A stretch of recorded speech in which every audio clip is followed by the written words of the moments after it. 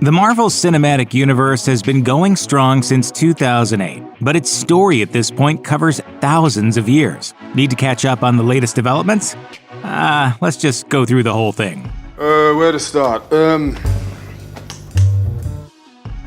If you really want to know where things started in the Marvel Cinematic Universe, you have to go all the way back to before the Big Bang. No, really. Before the beginning of the universe, before even the creation of the 6 singularities that caused the universe to explode into existence, there were the Celestials.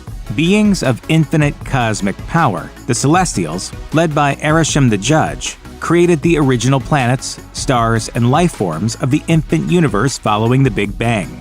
Realizing they need help to expand the universe and create more life, the first Celestials seed planets with embryonic Celestials.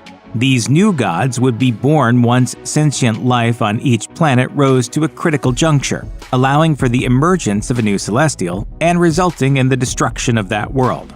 To assist in this process, the Celestials genetically engineered deviant monsters to wipe out the apex predators of each world, encouraging sentient life to develop and multiply. Unfortunately, the Celestials miscalculated. The deviants did their job so well, they started hunting down and killing all life forms, preventing emergences. To keep them in check, the Celestials created the Eternals, synthetic life forms sent to different worlds across the cosmos to kill the deviants and protect the planet's life forms. Regarded as gods and superheroes by the populace, the Eternals are unknowingly preparing the planets for their destruction. Following each emergence, the Eternals' memories are wiped so they could be reused on different worlds. Meanwhile, other interesting things are happening throughout the universe. The 6 singularities that created the cosmos became the Infinity Stones, objects that controlled fundamental forces like time, space, and reality itself. They were then scattered across the universe, popping up here and there and awaiting the eventual arrival of a giant golden oven mitt that would be used by a purple sociopath to kill off half the universe. That, of course, was billions of years ago, but it's not the only thing to happen in those long eons. Millions of years before we get to the present-day MCU, Ego the Living Planet comes into existence, gains cosmic awareness, and seeds thousands of worlds with his essence in an attempt to create another celestial being like himself. But though he may in fact be a godlike figure, in the end he's still essentially just a selfish, deadbeat dad. No wonder Peter has issues. Well, of course I have issues! That's my freaking father! As far as heroes and villains of Earth are concerned, the MCU doesn't start with Tony Stark getting kidnapped in 2008, Carol Danvers being taken to Hala in the 90s, or even with Steve Rogers volunteering for the Super Soldier program in the 40s. The actual beginning happened in 5000 BC, when 10 immortal Eternals, Circe, Icarus, Ajax, Kingo, Sprite, Phastos, Makari, Thena, Druig, and Gilgamesh arrived on Earth to take out the deviants on our planet. For thousands of years, the Eternals protected emerging humankind, largely through epic super battles with giant monsters. By 1521, the Eternals finally managed to defeat all the deviants on Earth, or so they think.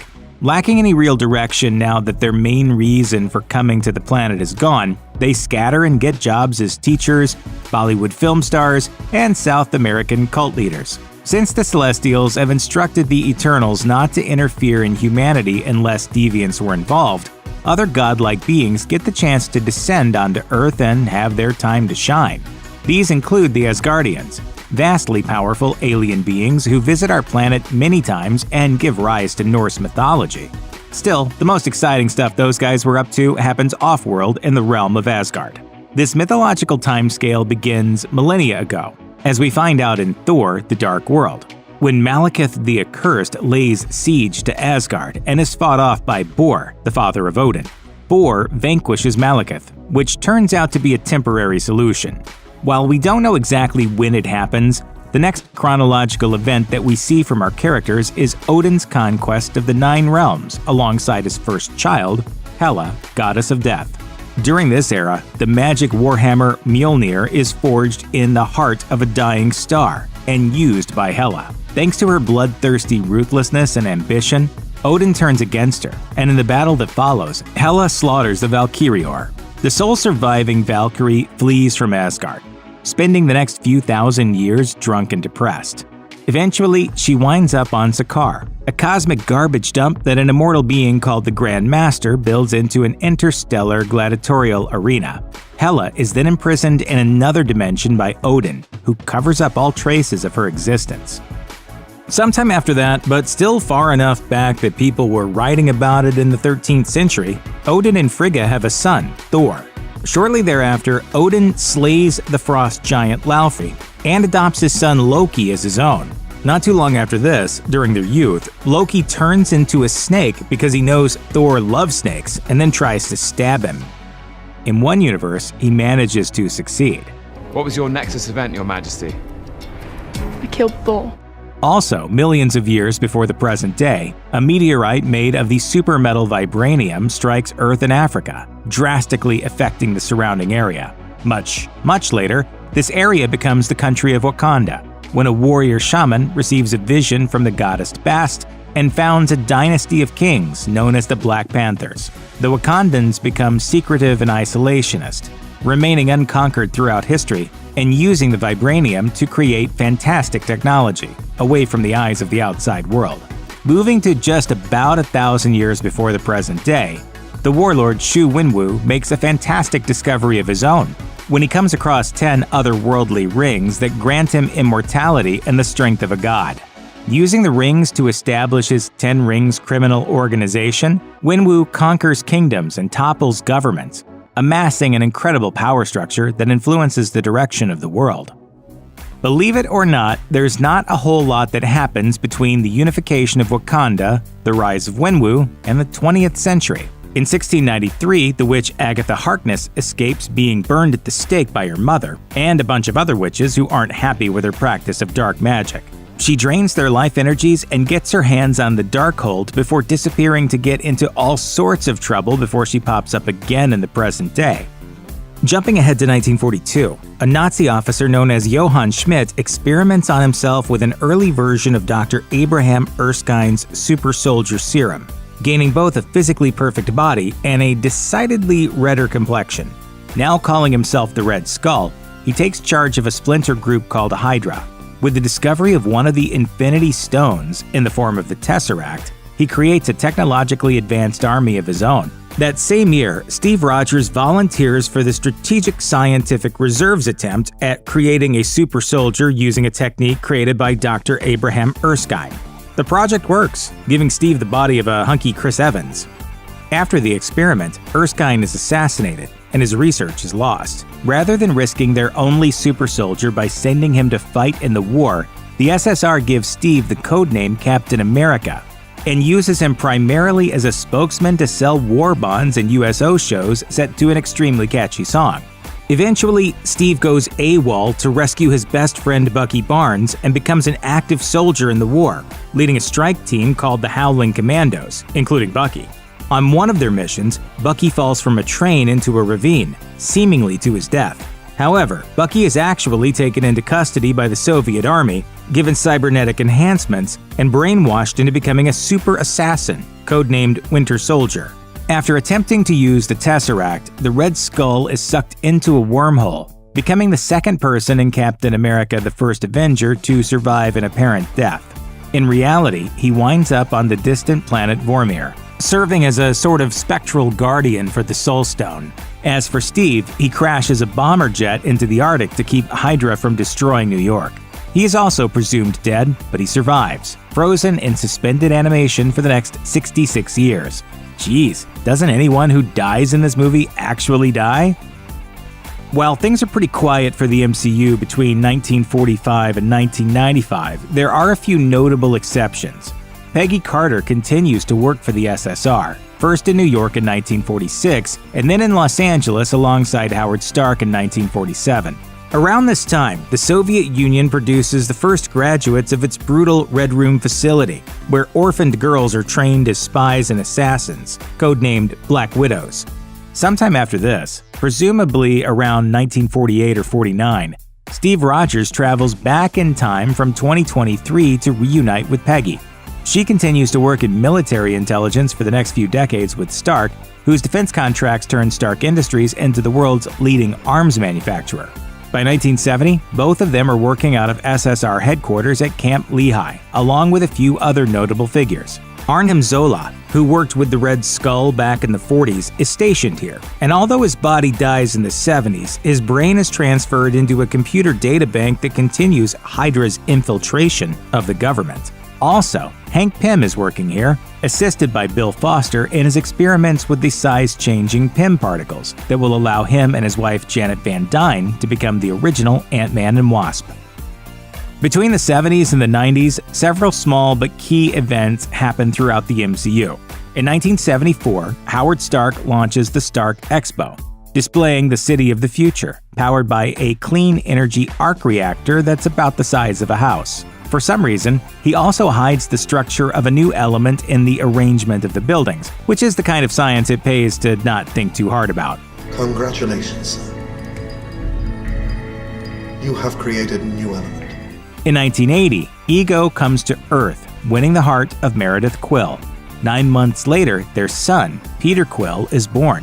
In 1987, Janet Van Dyne is lost in the quantum realm, after she and Hank Pym attempt to stop a rogue Soviet missile targeting the United States. In 1988, Meredith Quill dies from brain cancer, intentionally caused by Ego, leaving her son a mixtape of classic rock favorites. Peter is then abducted by a band of outer space outlaws called the Ravagers. Their leader, Yondu, then raises Quill as a son, albeit very abusively. In 1989, Pym resigns from the SSR, now renamed the Strategic Homeland Intervention, Enforcement, and Logistics Division, after finding out that they intended to use Pym particles to create weapons. Also that year, Air Force Captain Carol Danvers, who uses the call sign Avenger during her flights, volunteers for a test flight of a light-speed engine created by scientist Wendy Lawson.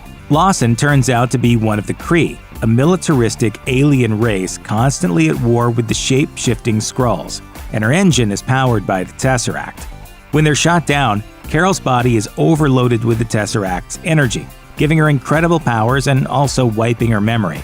A Kree soldier named Jan Rog abducts her and takes her back to the Kree homeworld of Hala, where she is made to believe that she's actually a Kree named Veers, fighting alongside them as a member of the Kree Star Force.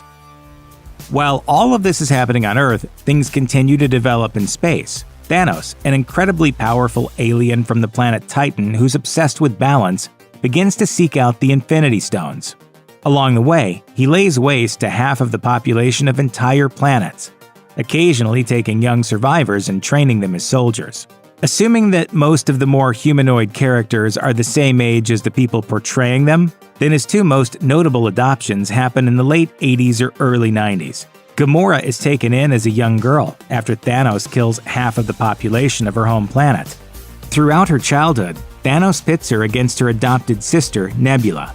Every time they spar, Gamora wins, and Thanos systematically replaces pieces of Nebula's body with cybernetic parts in order to make her a more efficient killer. This creates a lot of resentment in Nebula, not only against Thanos but also toward Gamora, which will greatly affect their later relationship. In 1991, the Soviet government sends the Winter Soldier to assassinate Howard and Maria Stark. This will have massive ramifications later on, but the immediate effect is that their brilliant slacker son, Tony Stark, is left in charge of Stark Industries, along with Obadiah Stane as CEO. They continue to manufacture weapons using Tony's increasingly deadly designs, selling them to all sides of virtually every global conflict, with Obadiah in particular making a profit from secret arms deals with terrorist groups. In 1992, King T'Chaka of Wakanda goes to Oakland, California to investigate arms deals involving stolen vibranium. The culprit is his brother, Njobu, who is killed in the altercation. Njobu's son, Eric, is a witness to the whole thing and grows up craving revenge. Meanwhile, Russian super soldier Alexei Shostakov and Black Widow weapons designer Melina Vostokov go deep undercover in Ohio, posing as an all-American family with their so-called daughters, 7-year-old Natasha Romanoff and 3-year-old Yelena Belova. While Alexei and Melina work to steal a SHIELD, or actually Hydra, project focused on free will and mind control, Natasha and Yelena experience some semblance of a normal childhood. By 1995, however, the mission is complete, and the family flees to Cuba. However, once they arrive, they are split apart, and Natasha and Yelena return to the Red Room, where they continue their Black Widow training/torture sessions. Also in 1995, Carol Danvers, still without her memories of Earth, returns to her home planet after escaping from the Skrulls. She teams up with S.H.I.E.L.D. agents Nick Fury and Phil Coulson to stop the Skrulls from invading Earth, only to learn that they're not actually the bad guys. Instead, it's the Kree that are the problem, with Yon-Rogg and Ronan the Accuser en route in search of the Infinity Stones that will end their war of conquest once and for all. Carol, taking the name Captain Marvel, fights them off and saves a bunch of Skrull refugees. In the process, an alien cat scratches Nick Fury's left eye, blinding it and causing him to sport a fashionable eye patch for the rest of the series. Before she journeys back into space to aid the Skrulls, Carol gives Fury a pager that can summon her in case of a dire emergency. Inspired by Carol and her original call sign, Fury lays the groundwork for the Avengers Initiative, a program designed to create a team of superpowered heroes to deal with large-scale threats like alien invasions. In 1996, Wenwu, having used his 10 Rings organization to secretly conquer or influence practically everything on Earth, turns his attention to the mystical realm of Talo. After finding a magical forest near the village entrance, he meets and falls in love with the village guardian, Ying Li. The two marry and have 2 children, Shang-Chi and Xiaoling. For a time, Wenwu reforms, but when his wife is killed by his rivals, he decides to recreate the 10 Rings and train his son, Shang-Chi, to be a living weapon. In 1999, Tony Stark meets bioengineers Maya Henson and Aldrich Killian at a conference in Bern, Switzerland. He's very rude to Aldrich, who remembers that as a sore point for about 14 years. Throughout all this, Hydra continues its secret infiltration of S.H.I.E.L.D. and all levels of the United States government. All that brings us to 2008 and Iron Man, the movie that launched the MCU. Almost everything from here on plays out in chronological order, in the years the movies were actually released.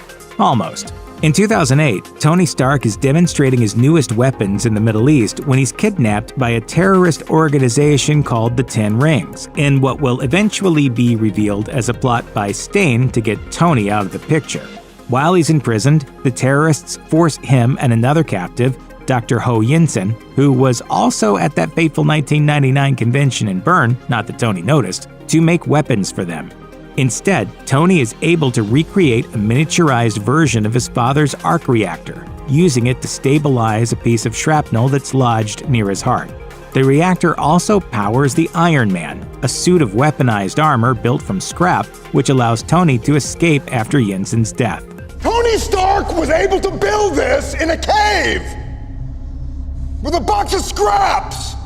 He returns to America, eats a cheeseburger, refines his design, and wipes out the 10 Rings, the ones in the Middle East at least, in a brutally effective display of the Iron Man's weapons. He also defeats Stane, who attempts to kill Tony and create his own massive suit of powered armor.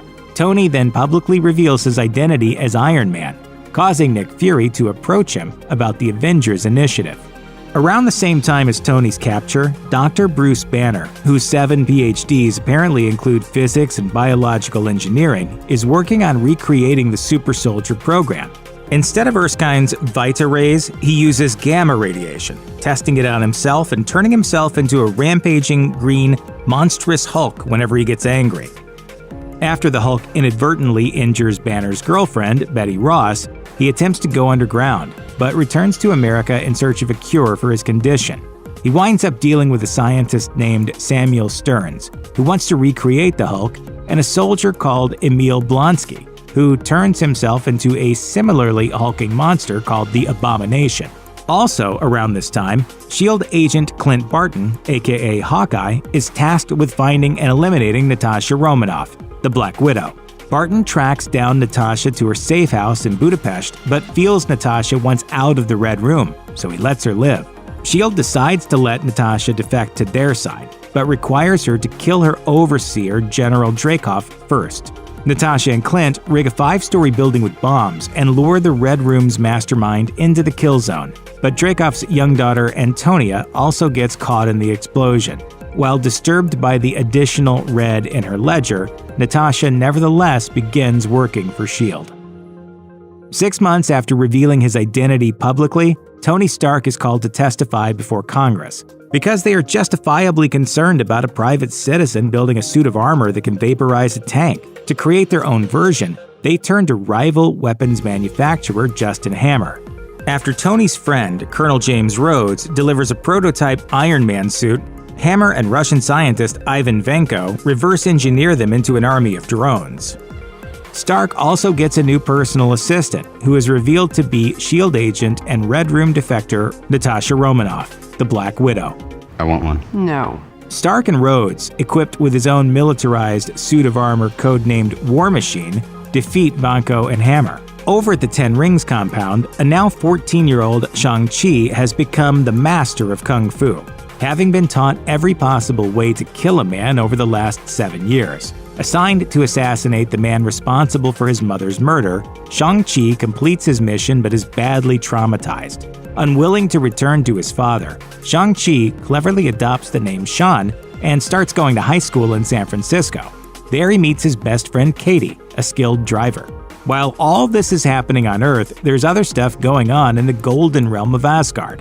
Loki tricks Thor into antagonizing the frost giants of Jotunheim against Odin's orders. As a consequence, Odin exiles Thor to Earth and enchants his hammer, Mjolnir, so that only someone worthy of Thor's power can lift it. It lands in New Mexico, where Agent Coulson discovers it. After a bunch of hicks try to yank it out of the ground with pickup trucks, S.H.I.E.L.D. constructs a temporary facility around it. Thor eventually proves himself worthy, regains his hammer, and stops Loki from staging a coup in Asgard. In 2011, a team of Russian oil drillers discovers the crashed Hydra plane in the Arctic and alerts S.H.I.E.L.D. Captain America is thawed out and revived, and after realizing he's in the 21st century, he joins up with Nick Fury's Avengers Initiative. It turns out he was just in time. In 2012, Loki, last seen adrift in space after his failed coup in Asgard, is enlisted by Thanos to recover the Tesseract from Earth, with his recent brief visit to the planet being seen by the Mad Titan as relevant employment experience. In exchange, Thanos gives him control of the Chitauri, a massive army of hive-minded destroyers which would allow Loki to lay waste to the planet. Loki, apparently being in one of his moods that day, agrees. He lets himself be captured by S.H.I.E.L.D., incites a riot, and stabs poor Phil Coulson in the back. But don't worry, he gets better. The ensuing ruckus provides the superheroes with a reason to come together. The result is the Battle of New York, in which the Avengers, Captain America, Iron Man, Thor, Black Widow, Hulk, and Hawkeye are gathered for the first time as a team. The good guys win after Loki is smashed against the ground 5 or 6 times, but the battle is not without its consequences. Unlike in the real world, where it's pretty nice these days, the MCU's version of Hell's Kitchen takes a lot of damage and winds up being a center of corruption and graft as it's rebuilt. This injustice leads blind lawyer Matt Murdock to take on the identity of Daredevil to fight against criminal kingpin Wilson Fisk, and eventually team up with other superpowered street-level crime fighters, Jessica Jones, Luke Cage, Iron Fist, and kinda sorta The Punisher on Netflix. The reconstruction of New York is mostly handled by the newly formed Department of Damage Control, who take over the lucrative contract and leave construction foreman Adrian Toombs embittered and in possession of advanced alien technology. While the Battle of New York comes with its fair share of trauma, it also leaves some people inspired. After seeing Clint Barton unknowingly saving her life while battling aliens with a bow and arrow, 10-year-old Kate Bishop decides to take up archery and learn martial arts in an attempt to protect her family against future threats. She turns out to be a gifted, if extremely reckless, prodigy who often damages public property with her trick shots. In 2013, Tony Stark in particular is overwhelmed by the concept of his universe suddenly expanding to include gods, aliens, and other unknowable cosmic forces. He deals with post-traumatic stress, which unfortunately coincides with the return of Aldrich Killian. Killian has been experimenting with Maya Hansen's regenerative extremis treatment, which has the unfortunate tendency to cause its subjects to explode. To cover his operations, Killian appropriates Wenwu's 10 Rings and creates a fictional terrorist based on Wenwu called the Mandarin, hiring an actor named Trevor Slattery to play him in threatening videos. The plot is uncovered and stopped by Tony and Rhodey. I wouldn't go in there for 20 minutes. In the aftermath, Killian is killed by Pepper Potts, and Slattery gets sent to federal prison, where he's later abducted by the real Ten Rings for impersonating Winwu. Although Winwu is intent on killing this strange man who named himself after a chicken dish, he has a change of heart after seeing how good Slattery is at performing Shakespeare and decides to make him his jester. Around this time, Phil Coulson resurfaces and begins recruiting some additional members into his own Agents of S.H.I.E.L.D. They have their own adventures, including many involving the Inhumans and Ghost Rider, but like the good secret agents they are, a lot of this flies beneath the radar of most major MCU events. Oh, also Malekith comes back and Thor fights him, and Loki becomes the latest in a long line of presumed deaths that actually aren't. He stashes Odin in a retirement home in New York, and then takes his identity, ruling over Asgard and putting on critically acclaimed plays. I'm sorry about that thing with the Tesseract. I just couldn't help myself. I know. I'm a trickster. Yes. In 2014, Hydra's decades-long plot to infiltrate and take over America is finally discovered by Captain America and Black Widow, who also learn that the Winter Soldier is a brainwashed Bucky Barnes. While Cap fights to restore his best friend's memories, the Hydra plot is exposed, and in the aftermath, S.H.I.E.L.D. collapses, leaving the Avengers without the oversight and support of the larger organization. That power vacuum leads directly to Tony Stark and Bruce Banner attempting to create an artificial intelligence that would help protect the world. Unfortunately, they goofed that plan up big time, instead creating a genocidal robot named Ultron, who winds up destroying an entire city, resulting in the breakup of the country Sokovia. Hoping for an ally against Ultron, Tony and Bruce combined the Mind Stone, a synthesized body created by Ultron, and Tony's onboard AI, Jarvis, into a much more heroic AI called the Vision. Also, Scarlet Witch and Quicksilver, two definitely not mutants, join the team. Speedster Quicksilver immediately dies, partly from bullets, but mostly because Disney and Fox were having a problem figuring out the character's film rights. The destruction in Sokovia also kills the family of Helmut Zemo, who then dedicates his life to revenge. Immediately after the battle, the Hulk hijacks a Quinjet and blasts off to space, eventually landing on Sakaar. While all that's going on, Peter Quill is out in space on a job to steal a valuable orb, which, unbeknownst to him, contains an Infinity Stone.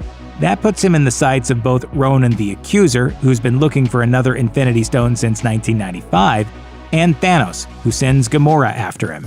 Quill and Gamora wind up running across Drax, a very literal warrior whose family was killed by Thanos, Rocket, a space raccoon who was painfully experimented on and given cybernetic enhancements, and Groot, a tree.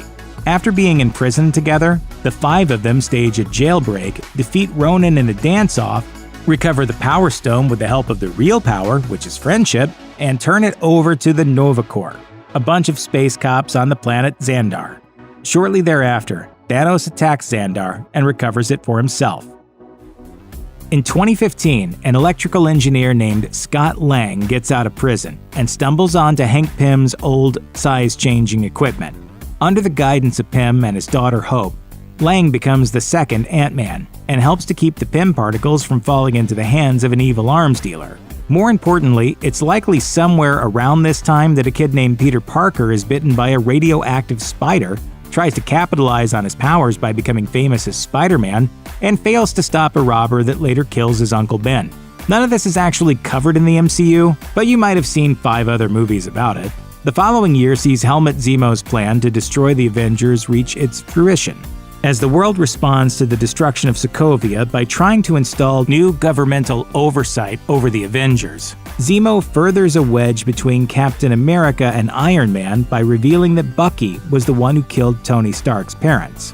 He also frames Bucky for the assassination of King T'Chaka of Wakanda, leaving the king's son, T'Challa, to take over leadership of the country, not to mention the identity and powers of the Black Panther. The end result of all of this is that the Avengers break up, the ones loyal to Cap go underground, and T'Challa refuses to give Zemo the death he desires. Fleeing the US after the rest of Cap's team is imprisoned, Natasha Romanoff spends some time in Norway watching James Bond films. Unfortunately, her vacation is cut short when she's attacked by Taskmaster, an assassin who can mimic any fighting style.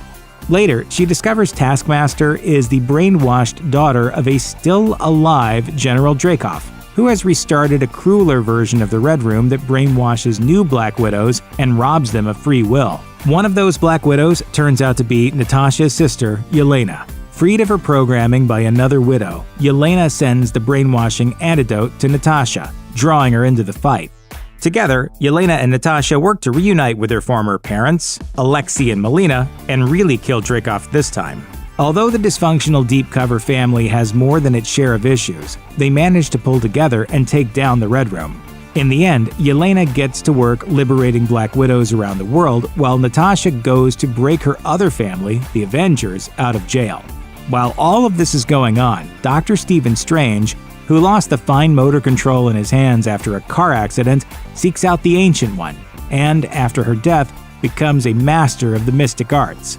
He stops an invasion by Dormammu, a demonic force from the Dark Dimension, by using the Time Stone to die over and over again until the cosmic villain gets annoyed enough to leave the Earth alone. Meanwhile, the Guardians of the Galaxy encounter and subsequently kill Ego before he can manipulate Peter Quill into aiding his conquest of the entire galaxy. In the absence of the Avengers, Tony Stark begins to mentor Peter Parker. As Spider-Man, Peter tries to deal with the evil arms dealer known as the Vulture, aka Adrian Toomes, who turns out to be his homecoming date's dad. The Vulture is defeated, arrested, and sent to prison, but not before he and several of Peter's classmates figure out Spider-Man's real identity. Also, Tony Stark finally proposes to Pepper Potts. Lest you think Peter is the only superpowered teenager in the MCU, over in New Orleans, teenagers Tandy Bowen and Tyrone Johnson acquire powers of light and darkness and become the Vigilantes Cloak and Dagger. Meanwhile, on the West Coast, privileged teenager Alex Wilder and his friends learn their parents are all supervillains who control a powerful criminal organization called the Pride. The kids go on the run, learn many of them have superpowers or connections to advanced technology, and even run afoul of dangerous artifacts like the Darkhold. Sadly, it looks like Peter won't be meeting any of these young heroes, as their worlds are only slightly connected to the MCU. In Asgard, Thor returns from 2 years of looking for Infinity Stones in various realms to discover Loki's deception. When they find the real Odin, he's at the end of his life, and his death allows Hela to escape her millennia of imprisonment. She destroys Mjolnir, blasts the two brothers into space, and takes over Asgard. Thor winds up on Sakaar, where he recruits Hulk and Valkyrie for a mission to overthrow Hela, which goes about as well as it can for a plan that ends with the complete destruction of Asgard via Fire Giant. In Wakanda, T'Challa's rule is challenged by his cousin Eric, who teams up with evil arms dealer Ulysses Klaue and then betrays him in order to gain favor with Wakandans who know Klaue as a vibranium smuggler. After being presumed dead, T'Challa returns, and aided by Nakia, Okoye, and Shuri, regains control of his country. After 6 years of waiting around, Thanos decides to personally seek out the Infinity Stones, and the results are devastating. He kills Loki and nearly obliterates the last surviving Asgardians, and an invasion of Earth leads to things getting so desperate that the whole Avengers crew, except Hawkeye and Ant-Man, who are under house arrest for violating the Sokovia Accords, need to get back together to sort it out. They don't do so well. Despite fighting on two fronts, with one small team in space and a massive force on Earth, Thanos gathers the stones, snaps his fingers, and kills half the life forms in the universe, dissolving them into dust. Before he dissolves, Nick Fury uses the space pager to alert Captain Marvel that Earth needs her help. A month later, Captain Marvel and the surviving Avengers track Thanos down in space, only to find out that he's destroyed the stones, and with them, any chance of bringing back the dead half of the universe. Thor beheads Thanos, and the Avengers return home. Weirdly enough, all of this happens while Ant-Man is involved in a relatively low-stakes heist movie. When the snap happens, though, he's left stranded in the quantum realm. While he's there, 5 years go by, during which the heroes deal with the horrific trauma in various, mostly unhealthy ways. Notably, Tony Stark and Pepper Potts have a daughter named Morgan. Banner merges his brain with the Hulk, while Thor and Valkyrie found New Asgard in Norway. Hawkeye loses his entire family in the snap, causing him to go rogue, adopting a new hairstyle and anti-hero identity as the merciless Ronin, who hunts down and ruthlessly kills criminals around the world. One of these criminals is William Lopez, the father of fighting prodigy Maya. After seeing her dad die, Maya swears vengeance on Ronan, not knowing that her dad's boss, Kingpin, wanted William dead. After Ant-Man returns from the quantum realm, where for him only a few hours have passed, the heroes realize that the solution to the problem is, of course, time travel. With the help of Iron Man and the now smart Hulk, the heroes travel back to various key points in the timeline, including 1970, 2012, and 2014, to gather up the Infinity Stones of those eras, along with Mjolnir, circa 2013. They also inadvertently bring the Thanos of 2014 forward to 2023, along with all of his minions. Fortunately, the Hulk uses a rebuilt Infinity Gauntlet to wish everyone back to life, and virtually every hero in the entire MCU takes Thanos on at once. The final blow is dealt by Iron Man, who dies on the battlefield. After gathering for a funeral, Steve Rogers hops into the time stream to return everything to where it should be, returning after living a full life with Peggy Carter in an alternate past to bequeath his shield to Sam Wilson, naming him the new Captain America. Outside of the mainstream MCU, the version of Loki that the Avengers freed from an alternate 2012 in Avengers Endgame ends up in the Gobi Desert, where he immediately begins fulfilling his glorious purpose by trying to conquer the world again. Instead, he gets picked up by the Time Variance Authority, or TVA, a time police force tasked with hunting down rogue variants like Loki and destroying alternate timelines before they can branch out too far from their sacred timeline. Loki gets paired with Mobius, a sympathetic TVA agent who recruits the trickster god into the agency to help find their latest target, another Loki variant. This isn't about you. This variant turns out to be a female version of Loki called Sylvie, who restarts the multiverse, allowing a bunch of rogue timelines to emerge from history. Loki teams up with Sylvie and discovers the TVA is made up of variants forcibly recruited into the organization to prune rogue timelines and prevent really evil versions of the TVA's mysterious leader from destroying everything. While offered a chance to let this deception persist, Sylvie instead murders the mastermind, letting the multiverse run wild. While this may lead to the destruction of reality, it makes one cosmic being's life more interesting. The godlike voyeur The Watcher observes realities in which Peggy Carter receives the super soldier serum. Doctor Strange destroys his universe, and Thor becomes a party animal. Ultimately, the Watcher is forced to evolve from observer to doer when a variant Ultron threatens to destroy all sentient life in the multiverse. Assembling his own Guardians of the Multiverse team, the Watcher manipulates events so the alternate realities can continue to coexist. In the mainstream MCU, the effects of Hulk's reverse snap are being felt on both a cosmic and street level. People like Yelena Belova and Monica Rambeau snap back to existence, only to discover that 5 years have passed and their loved ones are now gone. Re-establishing their lives proves difficult, since different people live in their homes and billions are still legally dead. While support networks form, entire nations are also forcing out recent immigrants due to the sudden rise in population. Believing life was better during the blip when half of all life was gone, some people react to these changes violently.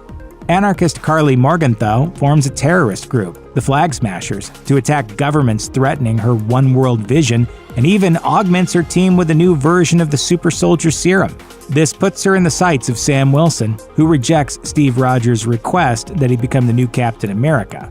After working with Bucky Barnes and seeing how Steve's legacy can be tarnished by unworthy successors like the dangerously unhinged John Walker, Sam takes on the mantle of Captain America and stops the Flag Smashers. The sudden rise in sentient life on Earth also jumpstarts the Emergence, which threatens to destroy the entire planet when a new Celestial is born. Alerted by the cosmic event and a few remaining deviants, the Eternals reunite.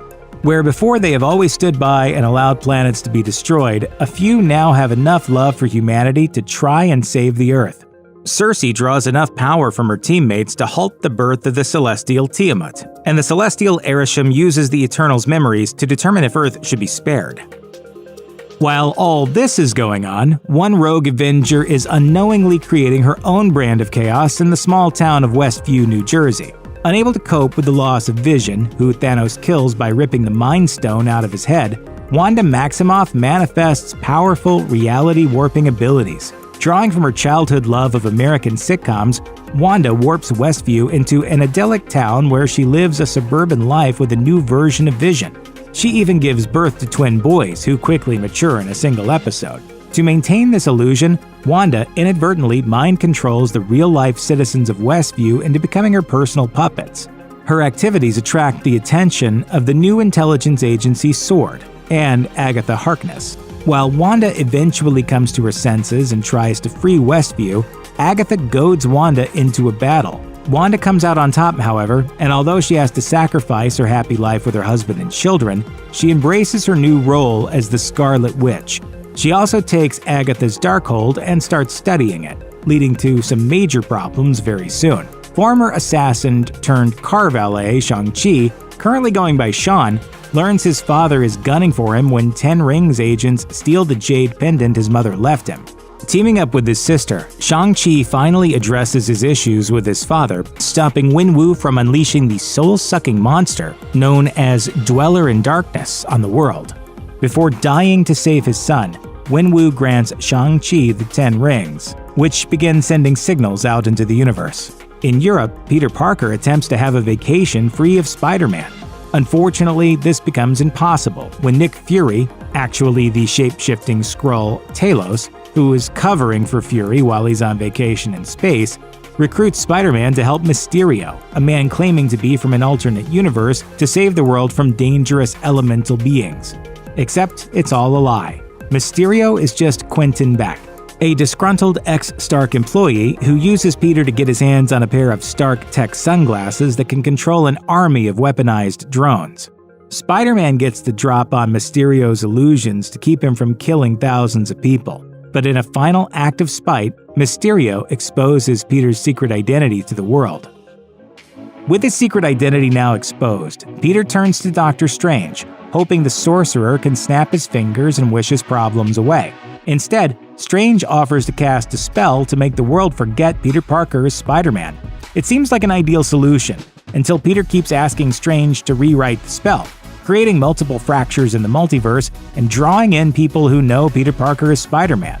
Soon, Spider-Man villains from different cinematic universes, including Dr. Octopus, Sandman, the Lizard, and Electro, begin slipping into the MCU. However, the worst new arrival is the Green Goblin, who kills Peter's Aunt May. Distraught, Peter receives help from an unexpected source, two multiverse Peter Parkers who look a lot like Andrew Garfield and Tobey Maguire. Together, the Spider-Men concoct some creative cures for their enemies and depower their shared rogues gallery. But just as things seem to be looking up, the multiverse begins to fracture. Peter does the responsible thing by asking Strange to make the whole world forget Peter Parker and prevent the villains from coming through. This essentially makes Peter a non-entity in the MCU, cuts him off from his support network of heroes and friends, and sets him up for a brand new trilogy of solo Spider-Man films. However, not all heroes need to be alone for the holidays. After a now 22-year-old Kate Bishop crashes an underground New York auction and steals Clint Barton's former Ronin outfit, she draws a lot of unwanted and potentially lethal attention to herself from the Tracksuit Mafia and Kingpin. Fortunately, Hawkeye is in town with his family to see the embarrassingly catchy Rogers the Musical. Initially hoping to retrieve his Ronin suit and keep Kate out of trouble, Clint ends up mentoring Kate as they go up against Maya Lopez, aka Echo, Yelena Belova, and Kingpin.